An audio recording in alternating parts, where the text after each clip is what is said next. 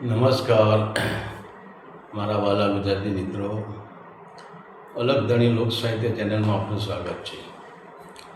તો આજે આપણે એક એવી દીકરીની વાત કરીશું કે જે દીકરીના લગ્ન થઈ ગયા અને લગ્ન થયા પછી જ્યારે દીકરી એની સાસરે જતી હતી અને એના બાપાએ એને 25 ગાડા ભરીને કરિયાવર આપ્યું હતું, પણ કહેવા છે કે દીકરીને ભાઈ નહોતો. ત્યારે જ્યારે એ સાસરે જાય છે ત્યારે એના પિતરાઈ ભાઈઓ, એના કાકા બાપાના જે ભાઈઓ હોય છે, સાસરે જતી વખતે એના ભાઈઓને કહે છે કે મારા બાપુજીનું તમે ધ્યાન રાખજો. ત્યારે હવે એના જે પિતરાઈ ભાઈઓ હોય છે, એના કાકા બાપાના જે એના કુટુંબના ભાઈઓ હોય છે, એ કહે છે કે તારા બાપાનું ધ્યાન અમે શા માટે રાખીએ, કે 25 ગાડા ભરીને તો એને તને આપી દીધું છે, અમારા માટે કંઈ રવા દીધું જ નથી.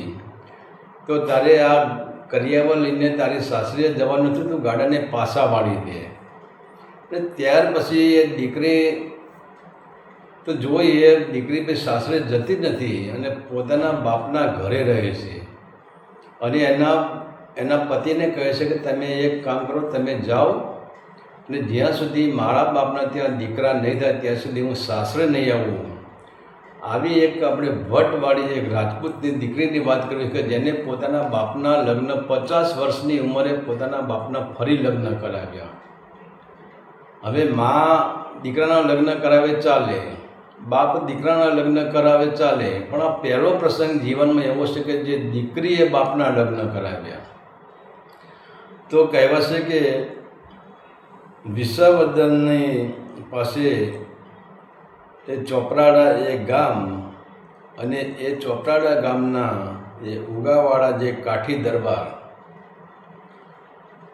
પણ સુખી માણસ છે, કંઈ ગરીબ નથી, અમીર માણસ છે. જે ઉગાવાળા જે કાઠી દરબાર છે એ અમીર માણસ છે, એમનો પરિવાર પણ અમીર માણસ છે.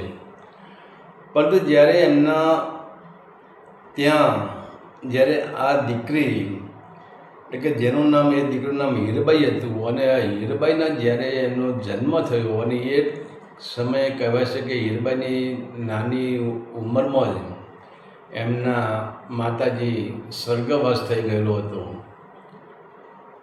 અને ત્યારે પછી કહેવાય છે કે જે ઉગાવાળા જે કાઠી દરબાર હતા, આ હીરબાઈને એટલી બધી લાડકોડથી ઉછેરીને મોટી કરે છે કે ના પૂછો વાત.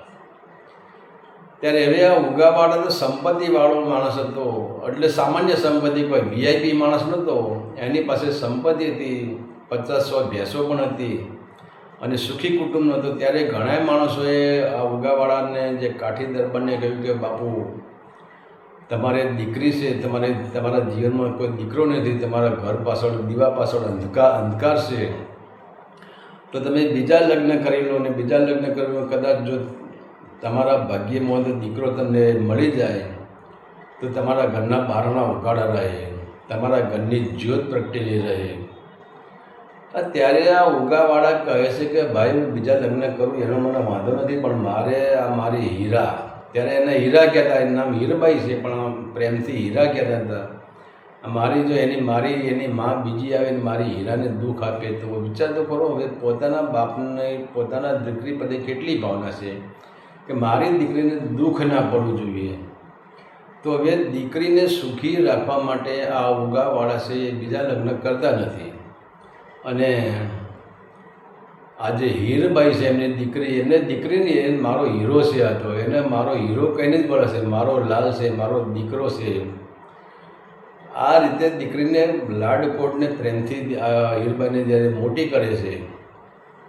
પણ આમે હીરબાઈ પણ એવી છે કે બાપનું પૂરેપૂરું, ઉગાવાળા છે એમનું પૂરેપૂરું ધ્યાન રાખે છે, એમને કોઈ વાતની ખોટ આપવા દેતી નથી. બાપને એમ નહીં કે મારી મા કે જેમ માનો પ્રેમ આપે છે, બાપનો પ્રેમ આપે છે, આ દીકરી પોતાના બાપને કોઈ વાતે દુઃખ ન પડે એનું એ ધ્યાન રાખે છે.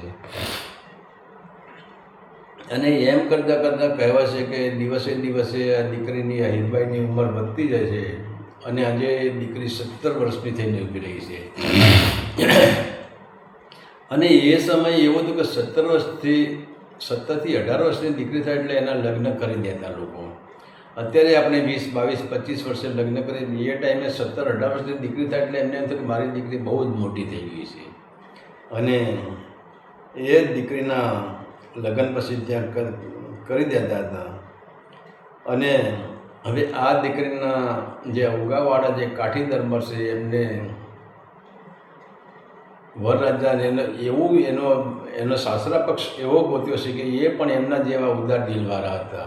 સંસ્કારી કુટુંબના માણસો ગોત્યા છે. એમના જે જમાઈ જે થવાના હતા એ રાજપૂત પણ સંસ્કારી માણસ હતો.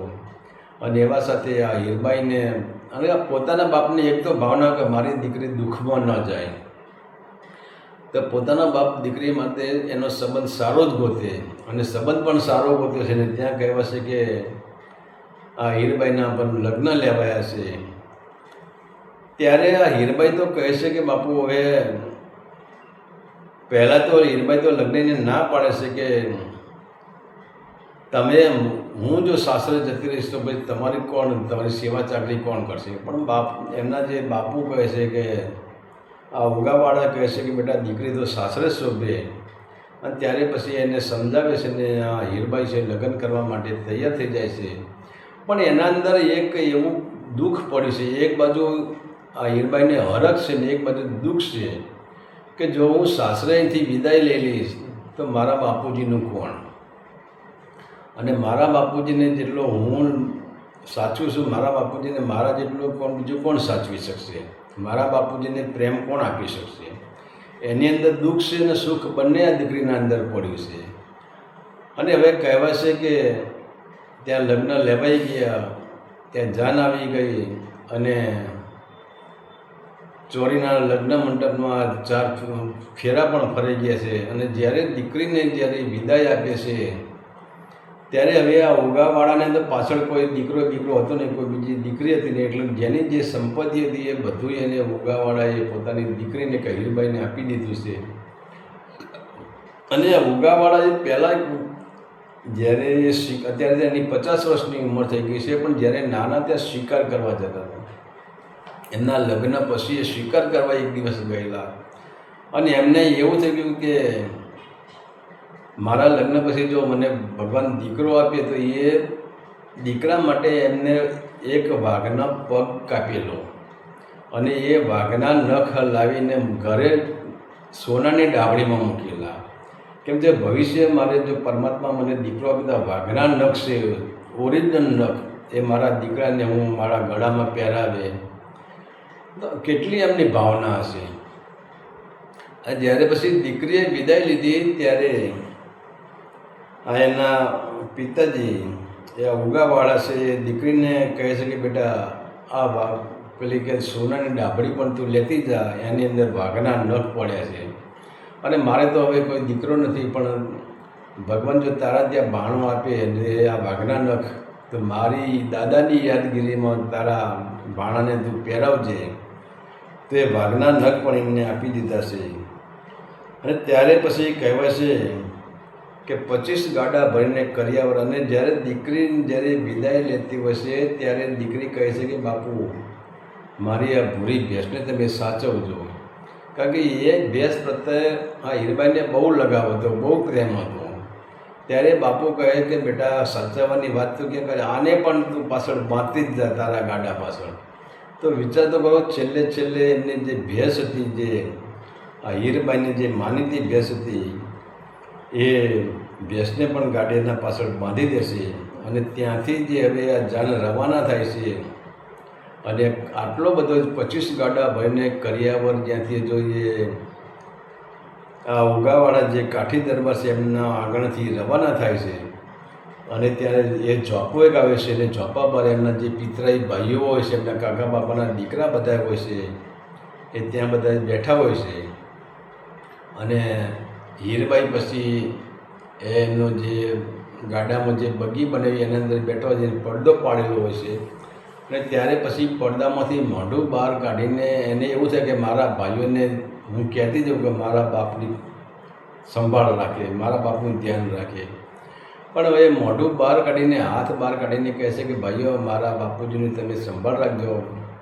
મારા બાપુજીનું ધ્યાન રાખજો. આવો જોઈએ એ કહેશે ત્યાં વિચાર કરો, સામેવાળા એમના જે પોતાના કાકા બાપાના ભાઈ છે, એમના પિતરાય ભાઈઓ છે, એમને ચોખ્ખું જ કહી દીધું કે શું અમે મરી ગયા છીએ, એના પાછળ ભોગવવાવાળું કોઈ નથી. ભલે તારો ભાઈ ના રહ્યો તો કંઈ નહીં, પણ અમે એના ભાઈના તો દીકરા તો અમે છીએ જ ને, અમે ભોગવવાવાળા તો પાછળ છીએ જ ને. અને તારા બાપુજીએ તને બધું આપી દીધું છે, પેલી ભેંસ પણ તારા બાપુજીએ તને આપી દીધી છે, તો અમે ભોગવવાળા છીએ. તો હવે તો તારા બાપને અમે સાચવીએ તો આ ગાડો તારે પાછો વાળવા પડે. તું આ બધું લઈ ના જઈ શકી, કારણ કે આ બધું અમારા ભાગમાં આવે. આના પર તારો અધિકાર નથી, આના પર અમારો અધિકાર છે. અમે પાછળ બેઠા છીએ એમના પાછળ. તો કંઈક હશે તો અમે સેવા કરશું, ને કંઈ નહીં તો અમે શું સેવા કરીએ. અને ત્યારે એમના ભાઈઓ કહે છે કે ગાડા પાછો વાળો. અને જ્યાં વિચાર તો કરવું, હજુ પોતાની જે કાકાની દીકરી એ લગ્ન કરીને જાય છે ત્યાં એમના જે પિતરાઈ ભાઈઓ હોય જે ગાડા પાછા વાળવાનો ઉપાય કરે છે કે એ લોકો બધા લાલચુ હોય છે. અને ત્યારે પછી જે આ વરરાજા હોય છે, જે ઉગાવાળાના જે જમી હોય છે, જે હીરબાના ઘરવાળા હોય છે, એ પણ એક રાજપૂતનો દીકરો હોય છે. અને એ પછી કહેવાશે ઘોડા પરથી નીચે ઉતરી જાય છે, તલવાર ખેંચે છે કે કોણ છે એ પાછું વાળવાવાળું, મને બતાવો કે. ત્યારે પછી આ દીકરી કહે છે કે હા રાજપૂત, હા અત્યારે આપણે તોફાન કરવાનો સમય નથી, અત્યારે તમે એક કામ કરો, હવે વિચાર કરો, આ હીરબાઈ છે એની પોતાનું મંગલસૂત્ર જે પહેરેલું છે એ કાઢી નાખે છે અને એના પતિને એટલે કે રાજપૂતને આપે છે અને કહે છે કે આ મારું મંગલસૂત્ર લેતા જાઓ, હવે હું ત્યાં આવવાની નથી. અને જો હું અહીંયા રોકાઉં છું અને મારા બાપને મારી જે ઈચ્છા પૂરી ન થાય તો તમે બીજા લગ્ન કરી લેજો, પણ મને અહીંયા તેડવા માટે તમે આવતા નહીં. અને એમ કહીને કહેવાશે કે એ દીકરી પોતે ત્યાં પોતાના ત્યાં રોકાઈ જાય છે, ઉગાવાળાના ત્યાં રોકાઈ જાય છે. અને પછી ઘરે આવે છે ત્યારે એના બાપ કહે છે કે બેટા આ તે ખોટું કામ કર્યું છે. ત્યારે દીકરી કહે કે ના બાપ, ખોટું કામ મેં કર્યું નથી. આજે મારા જ જે ભાઈઓ છે, મારા કાકા બાપાના દીકરા છે, મારા પિતરાઈ ભાઈઓ છે, એમને મને મેણું માર્યું છે કે તારે કોઈ ભાઈ નથી તો તું આ બધું કરિયાવર તું લઈને જઈશી તો કરિયાવરના ગાડા તું પાછા વાળ, અને તારી બાપ પાસે કંઈક હશે તો અમે તારા બાપની અમે સેવા કરીશું. તો હવે તો વિચાર કરો, જે રાજપૂત જે વરરાજા જે બનીને લગ્ન કરવા હોય તો એને પણ મંજૂર રાખ્યું છે, કારણ કે એ પણ રાજપૂતનો લોહી હતો. અને એને કહ્યું છે કે હીરબાઈ તમે પાછા વળો, અને જ્યાં સુધી તમારી ઈચ્છા પૂરી ન થાય, તમારું ધારેલું કામ પૂરું ન થાય ત્યાં સુધી મને વાવડ મોકલતા નહીં, હું તેડવા આવવાનો નથી. અને હું આ મંગલસૂત્ર જોઈશ અને મને એમ લાગશે કે મારી પત્ની મારી સાથે જ છે. તો વિચાર તો કરો, એ રાજપૂતની ખાનદાની કેવી છે, જેને મંગલસૂત્ર જ માગ્યું છે એની નિશાની કરતા આ તમારું જે મંગલસૂત્ર છે મારા માટે તું જ છે. અને ત્યાંથી પછી આ હીરબાઈ પાછી આવે છે. અને ત્યારે કહેવાશે કે જે આ ચોપરાળા ગામમાં પોતાના ઘરે પાછી આવે છે. અને પાછી આવીને રાત્રે આ હીરબાઈ વિચાર કરે છે કે હવે શું કરવું. પરંતુ એ જે વીજળી વેગે એના મગજની અંદર જે વિચારો દોડાવતી એમાં એનો એવો રસ્તો મળી જાય છે કે સવારે જે હીરબાઈ ઉઠે છે ત્યારે હવે એની જે ભેંસો હતી એની પાસે 100 ભેંસો હતી, એમાંથી 25 ભેંસો દોવા દેતી હતી. તે બીજા માણસો તો જો કે રાખેલા જ હતા, પણ હીરબાઈ હવે કહે છે આ ભેંસોનું દૂધ. અને એ ભેંસોને એ ટાઈમે ખોરાક પણ એવો હતો, એને કપાસિયા ખવડાવવાના હતા, એ ભેંસોને ટોપરા ખવડાવવાના હતા, આવો એ ભેંસોનો ખોરાક હતો. અને હીરબાઈ પછી એ પોતે એ ભેંસોનું જે દૂધ હોય છે અને એ દૂધને પછી એ દૂધની અંદર પછી કેસર બદામ નાખે છે અને કેસર બદામ નાખીને એના પોતાના બાપુજીને એ દૂધ પાવાનું ચાલુ કરી દેશે. અને પછી તો કહેવાય છે કે બાપુજીના ખોરાકમાં તમે જુઓ તો ખજૂર, કેસર ને બદામનો એના બાપુજીને ખોરાક કરે છે. અને હીરબાઈ એના બાપુજી કહે, બેટા આ તું શું કરી રહી છે? અત્યારે મારે એવા 50 વર્ષની ઉંમરે મારે કેસર ને બદામવાળું દૂધ ને સવારે ઉઠીને ખજૂર ખાવાની ને સવારે ઉઠીને બદામ ખાવાની ને આ બધું શું છે? હીરબાઈ કે બાપુજી તમે તમારે કંઈ બોલો ને હું જેમ કરું એમ તમારે કરવાનું. તો બાપુજી પણ આનંદમાં થઈ જાય છે. પણ બાપુજીને અંદર એવું થાય છે કે મારી દીકરી સાસરે ના ગઈને પાછી આવી. પણ હજુ હીરબાઈના અંદર શું વાત પડી છે? હીરબાઈ બાપુજીને વાત કરતી નથી. અને જ્યાં હીરબાઈ પોતાના બાપુજીને આવા કેસર બદામનું દૂધ ને અખરોટ ને ખારેક ને બદામ ને ખજૂર ને આવા જે એમનો ખોરાક કરે છે, તો ધીરે ધીરે કહેવાય છે કે એના બાપુજી ઉપર લાલી તરી આવે છે. અને એ ઉગાવાળા એવા 50 વર્ષની જેમની ઉંમર થઈ પણ એવું લાગે કે આ 25 વર્ષનો રાજકુમાર છે, એવા ઉગાવાળા બાપુ લાગે છે. અને કહેવા છે કે પછી એ જ્યારે 6 મહિના હજુ તો વીત્યા નથી અને ત્યાં એક દિવસ એવું બન્યું કે ઉગાવાળાને એમ થયું કે પોતે ઘોડી પર બેઠા છે ને એમને એ પોતાની વાડી બાજુ જઈ રહ્યા છે. અને ત્યાં કહેવાય છે કે એક વડલો આવે છે. ગામ વચ્ચે ને ગામનો ચોક હોય ત્યાં એક મોટો વડલો હોય છે અને ત્યાં ઘણા માણસો ત્યાં બેઠા હોય છે. પણ આ ઉગાવાળાને એમ થઈ કે આ વડલો, હજુ વિચાર કરો, ઉગાવાળા 50 વર્ષની એની ઉંમર છે અને ઘોડી ઉપર બેઠા છે.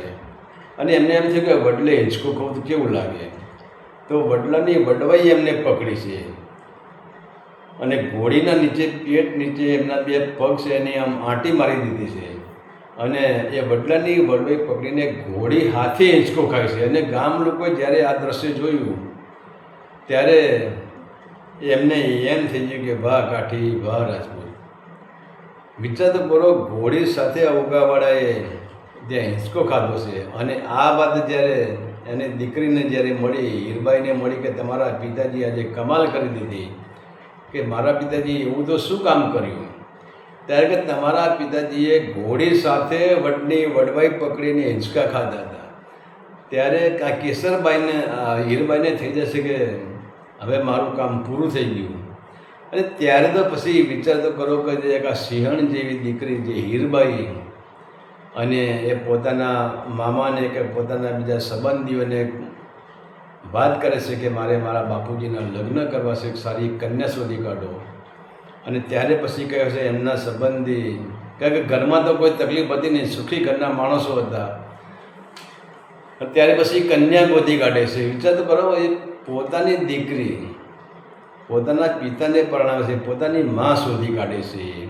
અને એ પણ એવી કંઈ સંસ્કારી કુટુંબની માં, હેલ્ફેલમાં નહીં, સંસ્કારી કુટુંબની માં શોધી કાઢે છે. અને ત્યારે પછી આ ઉગાવાળા એમ થાય કે બેટા આ બધું અમારે 50 વર્ષના થયા. ત્યારે હીરબાઈ કે બાપુજી 50 વર્ષનો માણસ હોય ને એ વડલાની વડવાઈ ચાલીને ઘોડી હાથે હિંચકા ન ખાય. એ તો 21 વર્ષનો યુવાન હોય ને એ વડલાની વડવાઈ પકડીને ઘોડી હાથે હિંચકા ખાય. તમે 21 વર્ષના, તમે ક્યાં 50 વર્ષના છો? ત્યારે હવે વિચાર તો કરો, આ દીકરી હીરબાઈએ આ ઉગાવાળા બાપુના ફરીને લગ્ન કરાવ્યા છે. અને આ ઘટના કોઈ ખોટી નથી, સત્ય ઘટના બની ગયેલી ઘટના છે. પોતાના બાપના એમને ફરી લગ્ન કર્યા છે. આજે પણ આ ચોપરાળા ગામ છે એની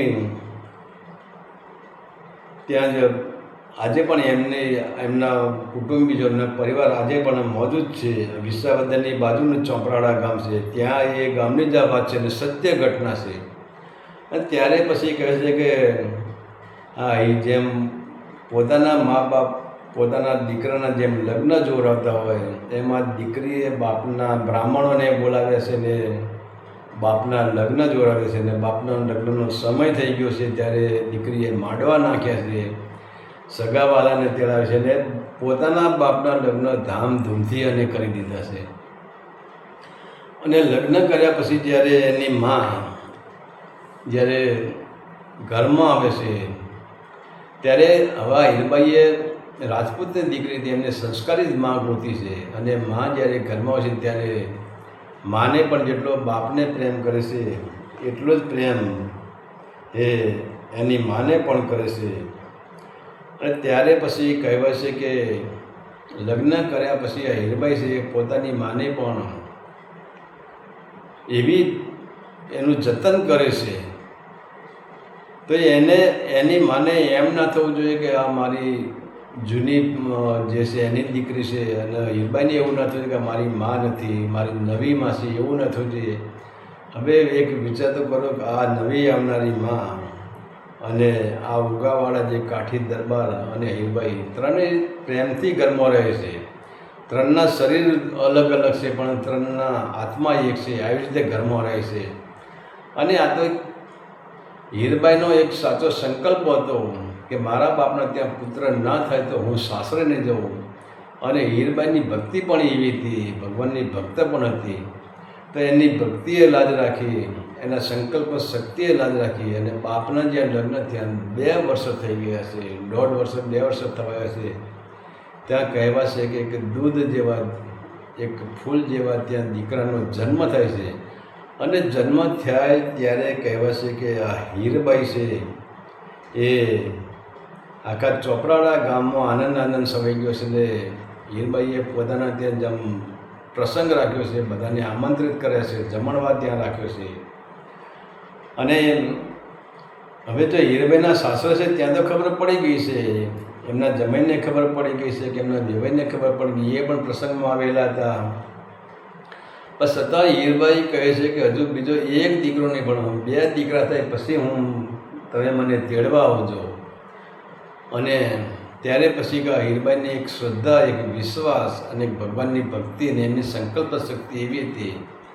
ત્યારે કહેવાય છે કે આ ઉગાવાળા જે કાઠી દરબાર છે એને 2 વર્ષ પછી જે બીજો એક સંતાનની પ્રાપ્તિ થાય છે, એ પણ દીકરો હોય છે. તો એક નહીં, જેને એક પણ દીકરો નહોતો ને જેની ઉંમર 50 વર્ષની થઈ ગઈ હતી, એને પોતાની દીકરીએ બીજા લગ્ન કરાવ્યા ને એક નહીં પણ 2 દીકરાનો જન્મ થયો છે. અને ત્યારે 2 દીકરાનો જન્મ થાય છે ને હવે દીકરાને પણ હીરબાઈ એવું જ રાખે છે. પણ હવે ત્યારે પછી કહેવાય છે કે હવે એને સાસરીમાં આજે ઉગાવાળા કહે છે કે બેટા હવે તારે સાસરીમાં જવું પડશે. ત્યારે આ હીરબાઈ કહે પિતાજી હવે હું મારી સાસરીમાં જવા માટે તૈયાર છું, કે હવે હું આનંદથી જઈશ. પહેલી વખત જ્યારે હું લગ્ન કરીને સાસરીમાં ગઈ ત્યારે મારા જ પિતરાઈ ભાઈઓએ મને મેણા ટાણા મારેલા હતા. પણ આજે મેં એ લોકોનું અભિમાન ઉતારી દીધું છે ને તમારા આંગણામાં એક નહીં પણ 2 દીકરાઓ રમે છે આજે તો. અને પછી કહેવાય છે કે હીરબાઈએ અને આ ઉગાવાળા જે કાઠી રાજપૂત છે એમને ત્યાં એમના દેવાઈને ત્યાં સમાચાર મોકલાવે છે. અને હીરબાઈના જે પતિ છે એ જ પછી તો ત્યાં વેરડું લઈને હીરબાઈને તેડવા આવે છે. અને હીરબાઈને જ્યારે તેડવા આવે છે ત્યારે જ્યારે હીરબાઈના લગ્ન થયાને જે 25 ગાડા જે કરિયાવર ભર્યો હતો એ જ કરિયાવર ફરી પાછો 25 ગાડામાં ભરાય છે. અને પાછળ પેલી ભેંસ પણ પાછળ બાંધી દે છે. અને ત્યારે પછી કહેવાય છે કે એ હીરબાઈ અને એનો જે રાજપૂત એનો પતિ બંને એની સાસરી તરફ રવાના થાય છે. ત્યારે પણ હવે આ પિતરાઈ ભાઈઓ બધા સામાજ મળે છે. અને ત્યારે પછી હીરબાઈ કહે છે કે ભાઈ હવે તો તમારે મારા બાપુજીની ખબર આપવાની કોઈ જ જરૂર નથી. હું મારા બાપુજીનું બધું કામ અહીંયા પૂરું કરી દીધું છે. અને તમે મને મેણા મારતા કે તારા બાપુજીને કોઈ સંતાન નથી, પણ આજે જો મારા બાપુજીના આંગણામાં એક ને પણ 2 બાળકો રમી રહ્યા છે. ત્યારે પછી કુટુંબવાળા શું કરે, પછી કુટુંબવાળા બધી નીચી નજરે જોઈ જાય છે. અને ત્યારે પછી કહે છે કે બેન આવજે, અમે તારા ભાઈ છીએ. ત્યારે હીરબાઈ કહે કે પહેલાં જ્યારે મેં લગ્ન કર્યા આજથી 4 વર્ષ પહેલાં, ત્યારે મેં તમને કહ્યું કે મારા બાપુજીનું ધ્યાન રાખ્યું. અને એ ટાઈમે જો તમે મારા બાપુજીનું ધ્યાન રાખ્યું હોય તો મારી જે જમીન મારી ક્યાંય લઈ જવાની નથી. મારી પાસે જે 100 ભેંસો હતી એ મારે ક્યાંય લઈ જવાનું નહોતું.